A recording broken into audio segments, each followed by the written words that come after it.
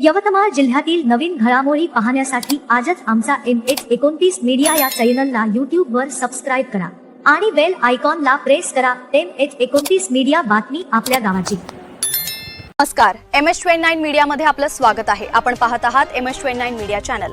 आता समोर येत आहे एक अतिशय मोठी आणि महत्त्वाची बातमी.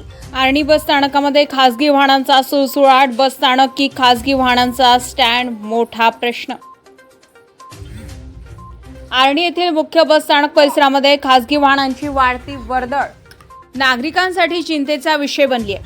बस स्थानकाच्या आतच चारचाकी आणि दुचाकी खासगी वाहने उभी राहत असल्याने प्रवासी, विद्यार्थी आणि ज्येष्ठ नागरिकांना बसमध्ये चढउतार करताना मोठ्या अडचणींचा सामना करावा लागत आहे. बस स्थानक हे प्रवाशांच्या सोयीसाठी असताना येथे खासगी वाहनांचा अतिक्रमणासारखा वापर होत असल्याचा आरोप नागरिकांकडून केला जात आहे. त्यामुळे अनेकांच्या मनात हा बस स्थानक आहे की खासगी वाहनांचा स्टँड असा प्रश्न निर्माण झालाय. नागरिकांचे म्हणणे आहे की बस स्थानक परिसरात वाहतूक नियमांची प्रभावी अंमलबजावणी होत नसल्याने खासगी वाहन चालक सर्रास आत प्रवेश करून वाहने उभी करतात.